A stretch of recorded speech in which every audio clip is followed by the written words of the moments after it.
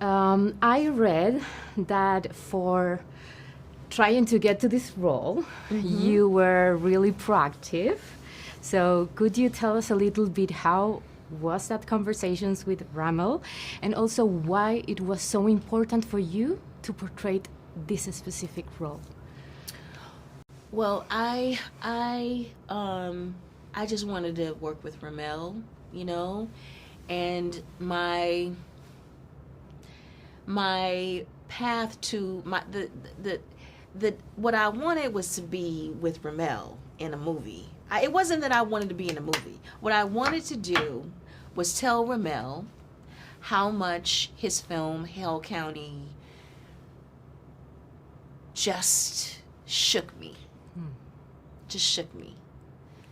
And I had not felt that way by something, particularly a documentary. And I don't remember feeling the way I felt seeing that film. I don't remember seeing that. I can, even as we're talking about it, I remember how I felt in the chair, in the cinema, in the dark, in Brooklyn, watching it. I can tell you that sensation of all of those things. I was so affected by it, you know? So I wanted him to know how affected I was by what I saw in that documentary. And so I stalked him at his job, called his job, emailed him. I did some stuff. I did some things. I'm not ashamed.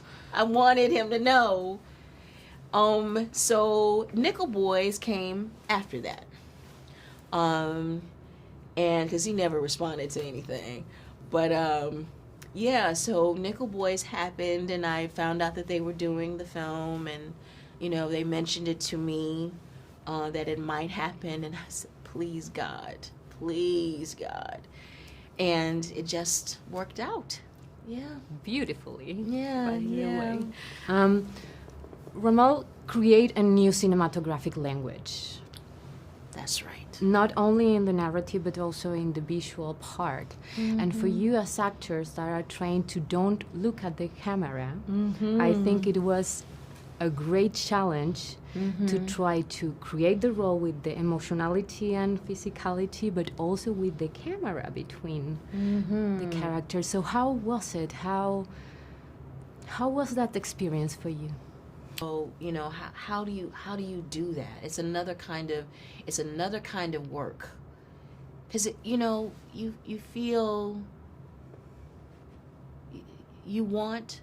I mean, for me, the joy of acting, is to have a shared experience with somebody, and so all of the things that means, human touch, laughter we share, that comes out of a moment of experience something.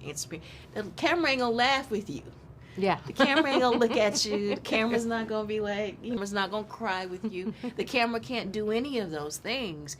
All of it has to be self-generated. Yes. So it's another kind of work. Yes. And there's a scene that stuck with me until today, and it's when your character goes to Nickel. And it's not only emotionally challenging a scene, but also I was thinking in the constriction of your hands in the purse, or it's a reflection of what's happening in society when you don't have the information and nobody cares. Yeah. Maybe it's interesting. I wonder, is that a response from a woman seeing that? Do you know what I mean? Like a uniquely woman response to that. Yeah. And I don't know. Yeah, she's still fighting for Elwood. She's still fighting for him. You're right. No one will listen to her, and her just being flabbergasted at why she can't get any answers. Why no one is interested in giving her any. And then seeing this other boy, you know, and seeing in him a loneliness that we both share. The feeling that she has, that he hasn't had real contact with his family, and the kind of woman that she is, that she wants to spare him of feeling alone and abandoned, you know? So I remember those things and feeling, that's what I remember, you know, in the abstract. I remember that.